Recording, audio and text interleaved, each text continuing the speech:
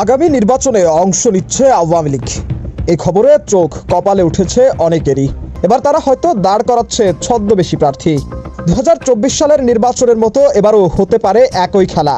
নৌকার বদলে নতুন প্রতীক, নতুন নাম, নতুন মুখ, কিন্তু ভেতরে সেই পুরনো আওয়ামী লীগ। তাহলে কি সত্যি নতুন মুখ এসে ফিরে আসছে পুরনো আওয়ামী লীগ? প্রায় 50% মানুষই বলছে যে তারা বাংলাদেশ আওয়ামী লীগকে আবারও ক্ষমতায় দেখতে চায় এবং আওয়ামী লীগকে ভোট দিতে চায়।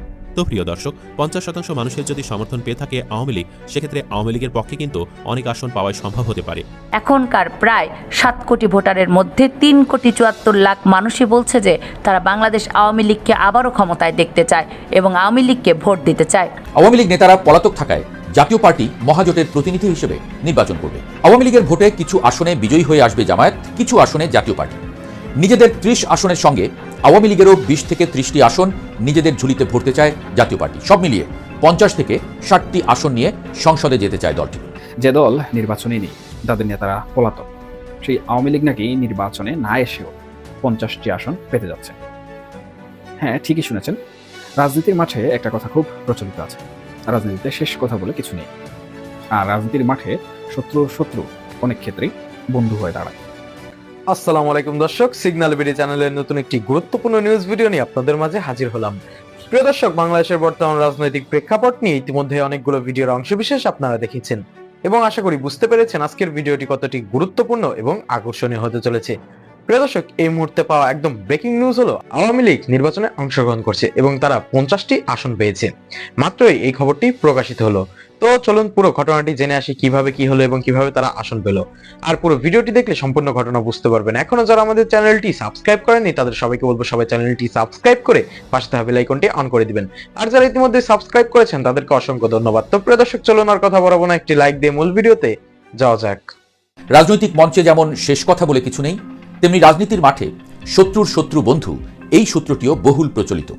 গতকাল আমরা বলেছিলাম নির্বাচন নিয়ে তলে তলে জামায়াত ও আওয়ামী লীগের মধ্যে এক ধরনের সমঝোতা হয়েছে, যেটা নিয়ে গুঞ্জন আছে।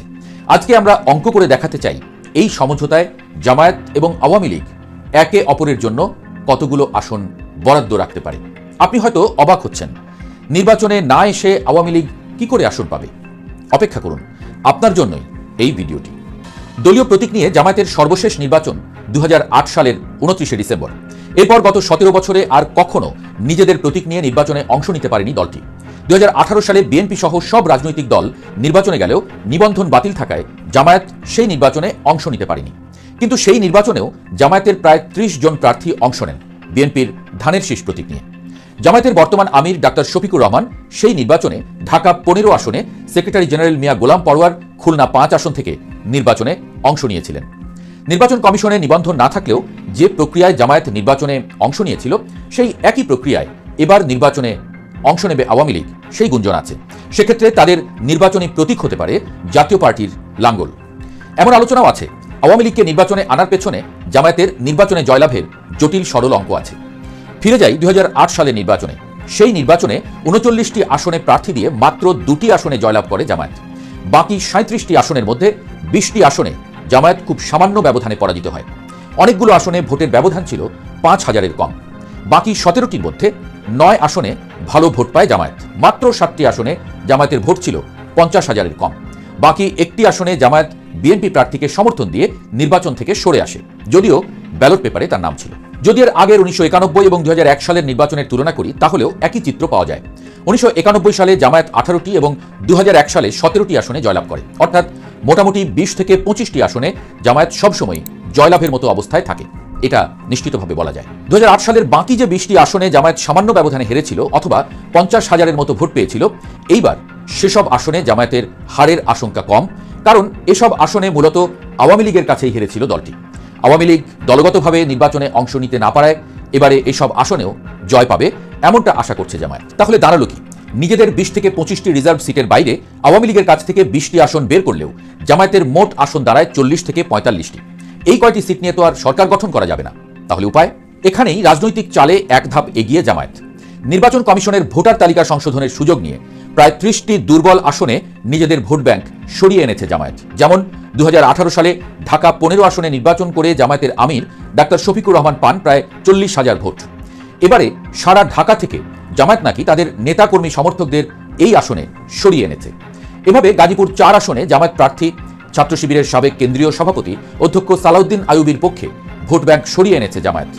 এমনি করে সারা দেশে অন্তত প্রায় 30টি আসনে নতুন করে নিজেদের ভোট ব্যাংক তৈরি করেছে জামায়াত। ফলে ভোটের অঙ্কে জামায়াতের হাতে এখন 70 থেকে 75টি আসন। তবে এখানেই শেষ নয়, বরং শুরু। বিবিসি যাকে বলছে ভোটের মাঠে আসন সমঝোতার জামায়াতের গোপন কৌশল। সমমনা 8টি দল নিয়ে ভোটের মাঠে আছে জামায়াত। এর মধ্যে চরমোনাই পীরের প্রতিষ্ঠিত ইসলামী আন্দোলন এবং হাফিজি হুজুরের প্রতিষ্ঠিত খেলাফত আন্দোলন এবং খেলাফত মজলিসের আঞ্চলিক ভোট ব্যাংক। এগুলোর বাইরে বাকি দলগুলোর ভোটের মাঠে তেমন প্রভাব না থাকলেও রাজনৈতিক অভিজ্ঞতা আছে। সমঝোতার মাধ্যমে এই সব দল থেকে 10 থেকে 15 জন এমপি নির্বাচিত করে আনতে চায় জামায়াত। আর এই সমঝোতা তাদেরকে করতে হবে আওয়ামী লীগের সাথে।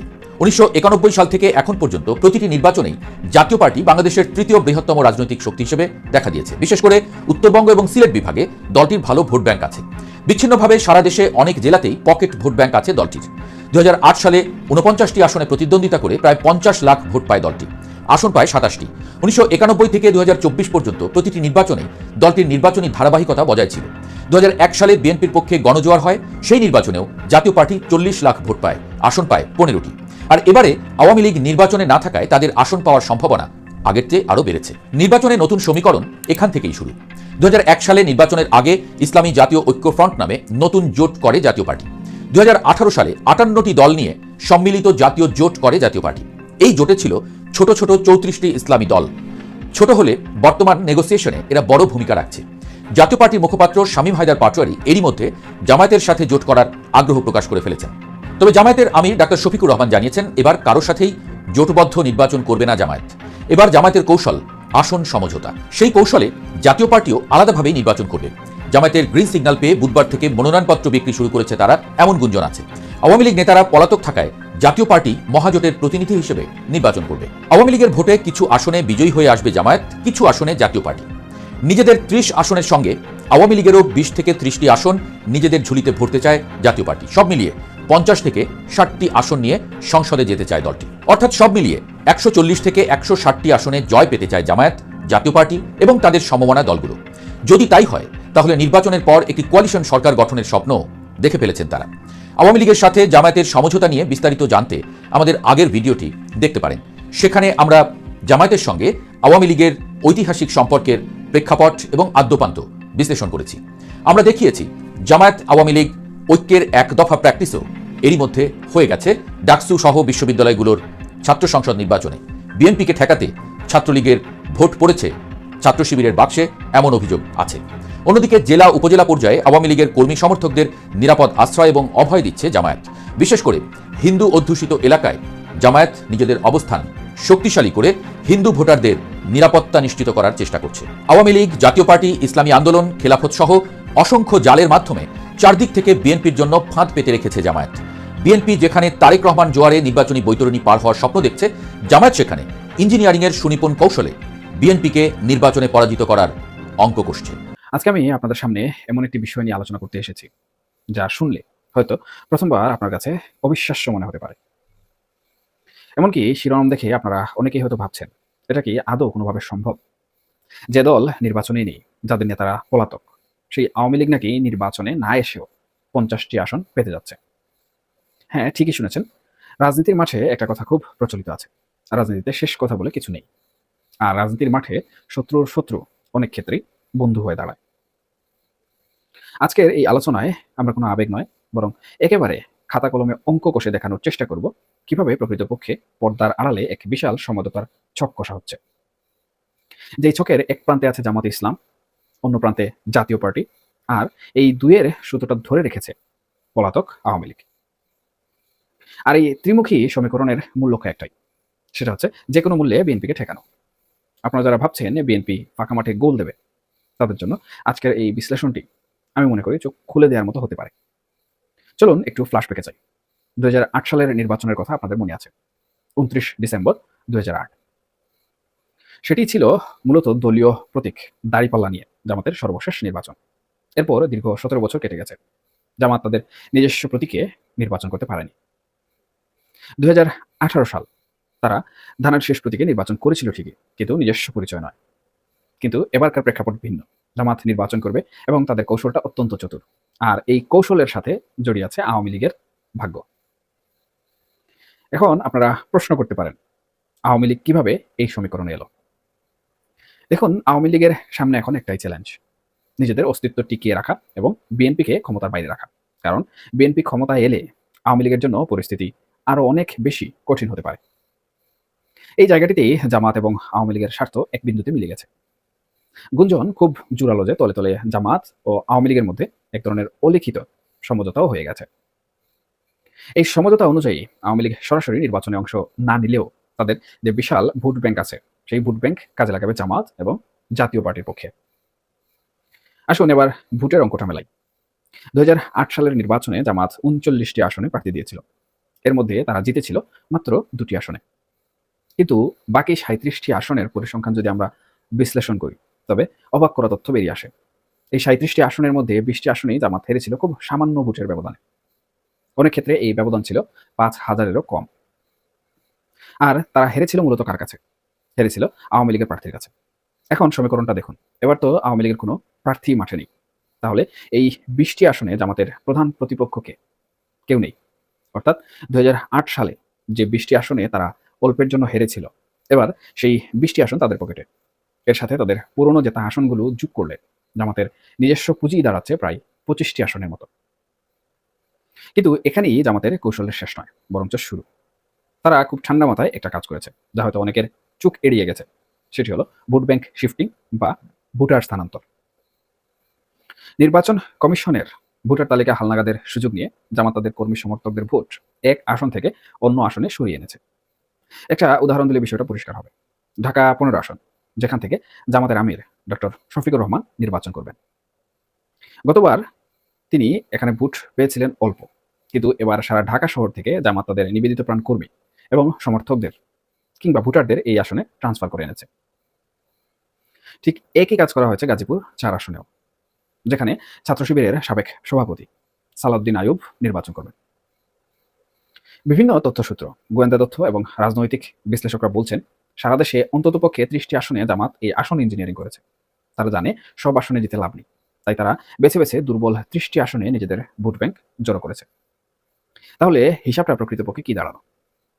তাদের রিজার্ভ সিট 20 থেকে 25টি, আর এই নতুন করে সাজানো 30টি আসন। সব মিলিয়ে জামাতের লক্ষ্য এখন 70 থেকে 75টি আসন।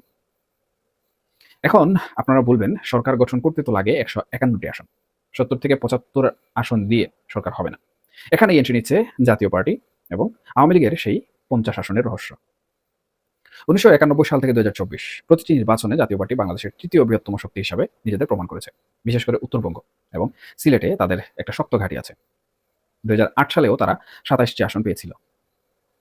এবার যেহেতু মাঠে আওয়ামী লীগ নেই বা নির্বাচনে আওয়ামী লীগ নেই, তাই জাতীয় পার্টি নিজেকে মহাজোটের প্রতিনিধি হিসাবে তুলে ধরছে। আওয়ামী লীগের এই যে বিশাল ভোট ব্যাংক, তাদের তো ভোট দিতে হবে, তারা তো আর ধানের শেষে ভোট দেবে না। তাহলে তাদের অপশন কি?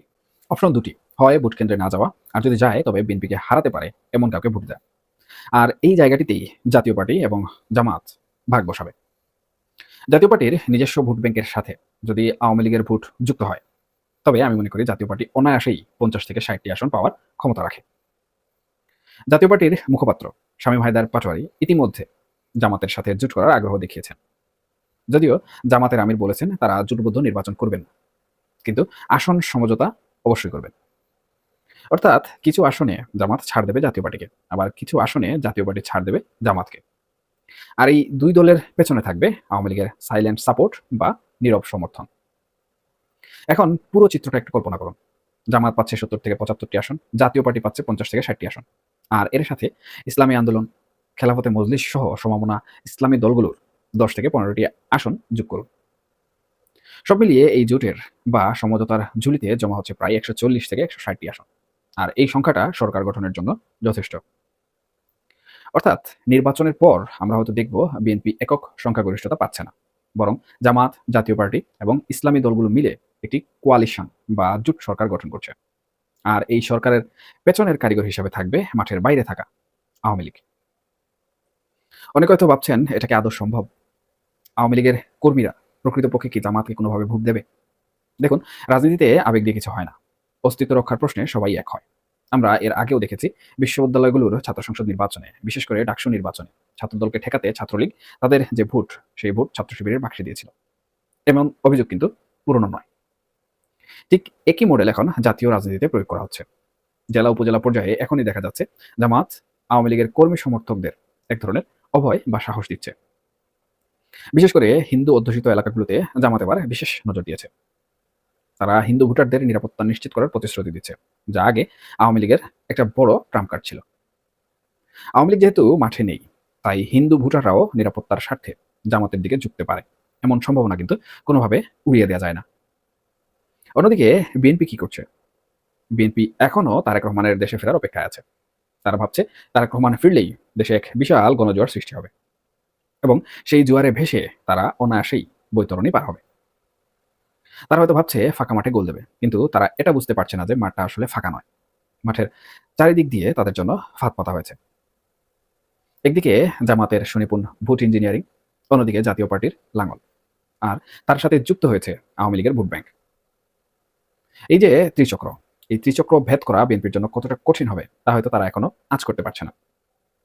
জামাত যে দীর্ঘমেয়াদী পরিকল্পনা নিয়ে এগুচ্ছে, তাতে তারা শুধু ক্ষমতাই যেতে চায় না, তারা চায় বিএনপিকে রাজনৈতিকভাবে অবশ করে দিতে। কারণ বিএনপি দুর্বল হলে সেই স্পেসটা জামাতি দখল করবে। প্রিয় দর্শক, আমরা যে বিশ্লেষণটি দাঁড় করালাম তা নিচে কোনো কল্পনা নয়। 19-এর নির্বাচন, 2001 সালের নির্বাচন, 2008 সালের নির্বাচনের পরিসংখ্যান ঘাটলে এই চিত্রটাই কিন্তু ফুটে ওঠে। আওয়ামী লীগ নির্বাচনে না এসেও জাতীয় পার্টি এবং জামাতের কাঁধে ভর করে সংসদে তাদের প্রতিনিধিত্ব নিশ্চিত করতে চাইছে। তারা হয়তো বিরোধী দল থাকবে না, কিন্তু সরকার গঠনে তাদের ভূমিকা থাকবে অনেকটা কিং মেকারের মতো। আগামী নির্বাচন বাংলাদেশের ইতিহাসে অন্যতম জটিল এবং কৌশল নির্বাচন হতে যাচ্ছে। এখানে শুধু জনসমর্থন থাকলেই হবে না, এখানে জিতবে সেই দল যাদের কৌশল এবং অঙ্ক নিখুঁত। বিএনপি যদি এখনই এই অঙ্ক বুঝতে না পারে, তবে নির্বাচনের ফলাফল ঘোষণা করার পর তাদের হয়তো বড়সড় ধাক্কা খেতে হবে। আর আমরা যারা সাধারণ জনগণ, আমাদের শুধু চেয়ে চেয়ে দেখা ছাড়া আর কিছুই করার আছে কিনা, সেটাই হচ্ছে বড় প্রশ্ন। প্রিয় দর্শক, ইতিমধ্যে আপনারা আমাদের পুরো ভিডিওটি দেখেছেন। ভিডিওটি দেখে কি জানলেন এবং বুঝলেন, অবশ্যই আপনাদের মূল্যবান মতামতটি আমাদের কমেন্ট বক্সে জানাতে ভুলবেন না। এখনো যারা আমাদের চ্যানেলটি সাবস্ক্রাইব করেনি তাদের সবাইকে বলবো সবাই চ্যানেলটি সাবস্ক্রাইব করে পাশে থাকা বেল আইকনটি অন করে দিবেন, এরকম নিত্য নতুন প্রতিদিন গরম গরম নিউজ আপডেট পেতে। ধন্যবাদ সবাইকে।